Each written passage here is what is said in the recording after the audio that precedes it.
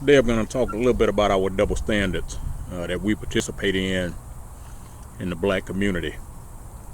I'm going to hit at some direct examples of our behavior and attitudes as a people. Now, if anyone knows me or has had any contact with me throughout my public speaking, they know that I always talk about attitude and how it affects our lives as individuals. Now, before you get unhinged, I would like to direct you to another video I did some months ago titled Who Really Creates the American Black Image? And in that video, I addressed the double societal standards. Now, excuse the wind, I decided to come out and sit out at the park and do this today.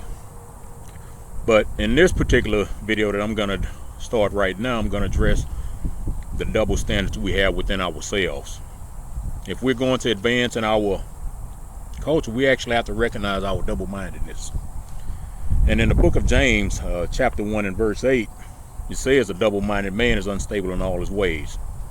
Now, we have to understand that when the Bible uses man in that context, it's actually gender neutral. And looking at our race, we see a lot of instability. Now, we actually have that instability because we're unstable as a people. We are very selective in who we decide to criticize. We actually accept the people who do us wrong over and over again. And I like to say we suffer from either battered wife syndrome or the Stockholm syndrome. And in both of these cases, we get the same results.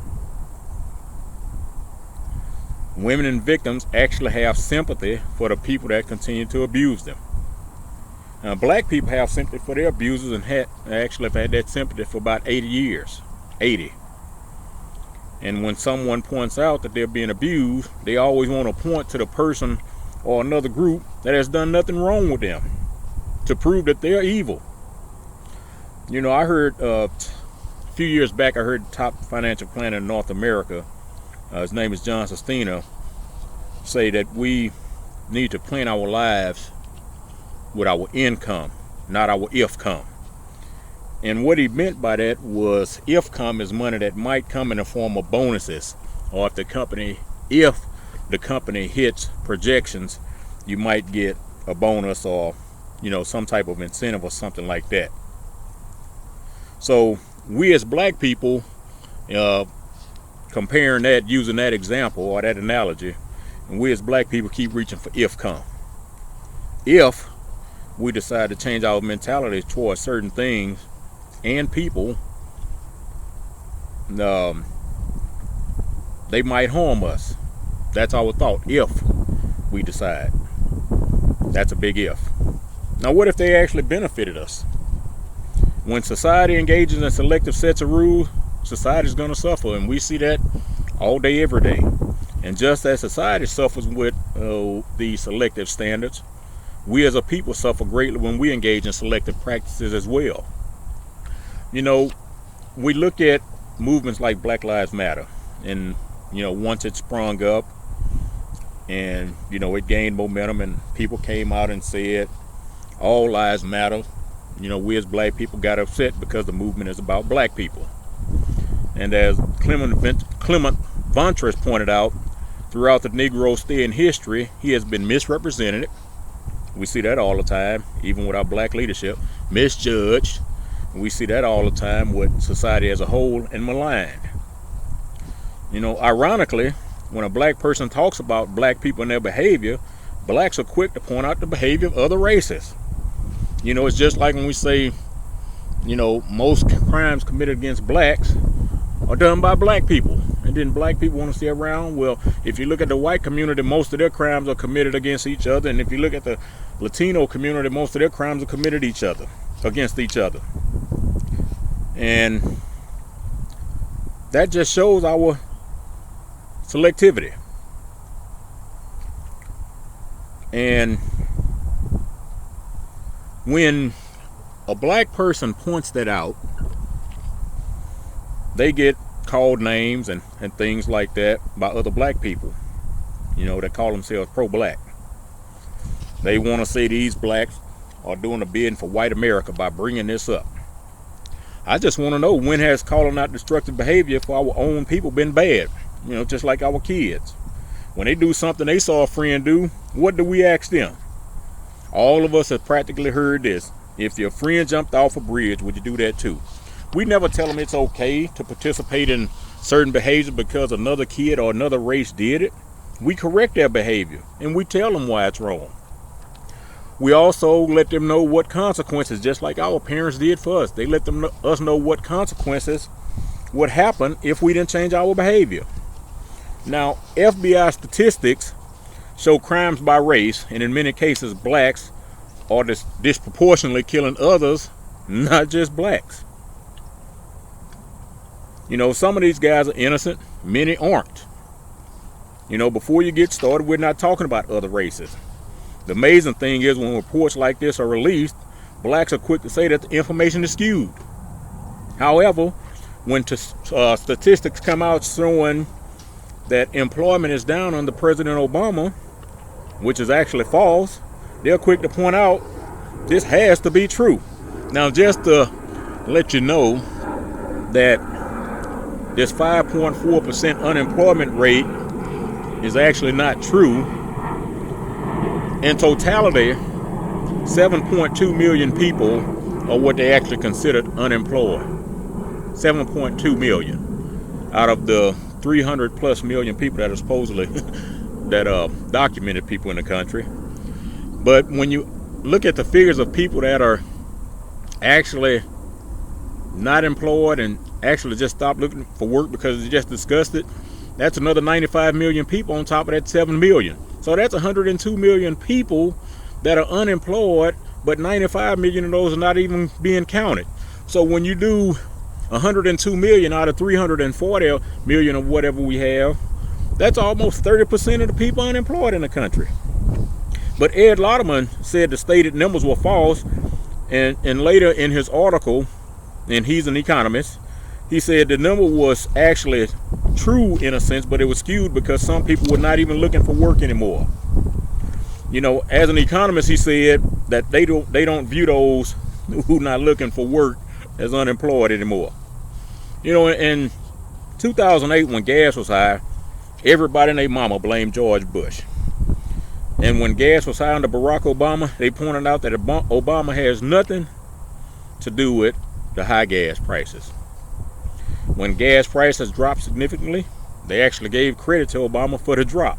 Now, how can he be not responsible for gas prices and be responsible for gas prices at the same time? When Bush proposed a health care plan that was actually equivalent to the same exact one as Congress has access to, many of our elected representatives voted against it. They said government had no business in the health care business. When Obama proposed a plan that was nothing like the one Congress had, the elected representatives actually voted for it. They said we need to revamp the health care system. Ain't that something? Now, don't get confused. Many of the Republicans voted for the bill just like Democrats did. Does health care need revamping? Sure it does. Should government be the ones revamping it? Of course not. Bernie Sanders hails Denmark as the perfect example of what free everything looks like. Since Denmark has the population of the greater Houston area, this is actually a poor example.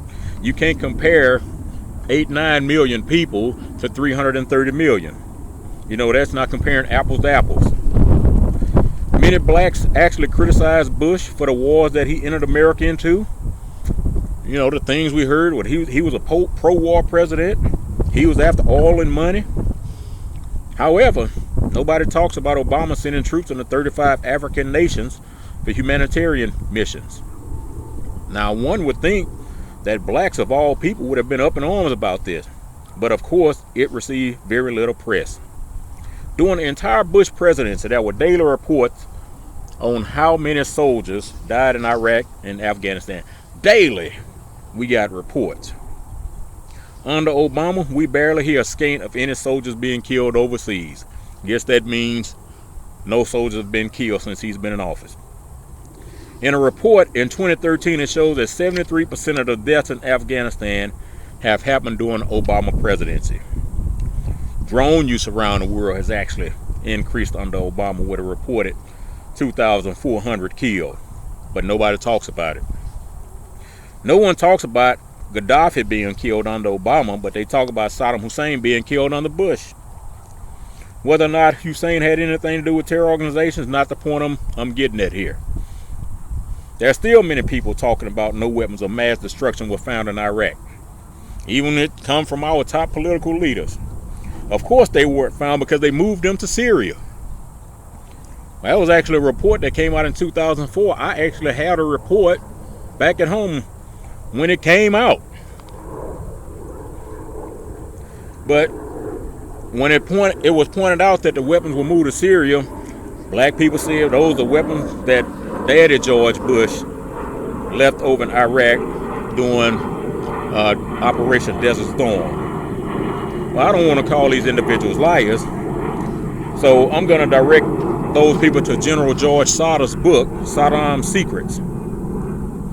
We're just going to, instead of calling people liars, we're just going to call them uninformed or misinformed. And my mentor always talks about that's one of the biggest problems we're dealing with in this country, misinformation, being misinformed or uninformed. And in this book, Sadr details when, where, and how the weapons were moved out of Iraq.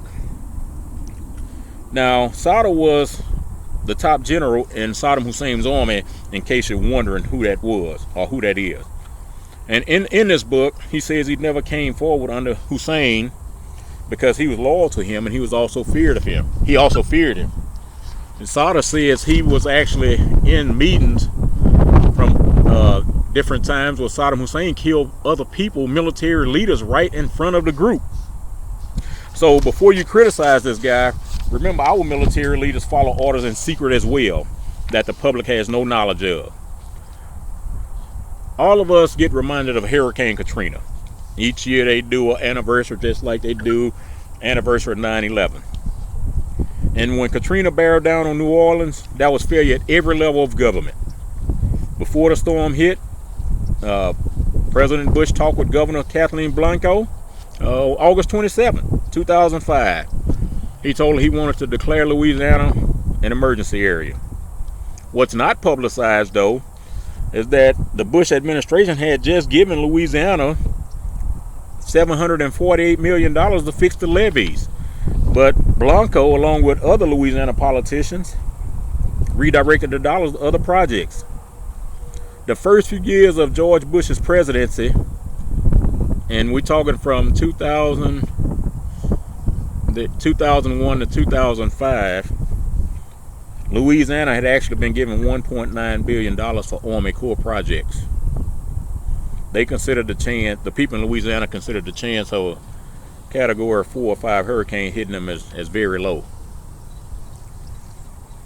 Bush was even criticized by, that black scholar Kanye West for not caring about black people. And what about the black mayor who was right there with him? This goes to the lack of understanding of how government is supposed to work.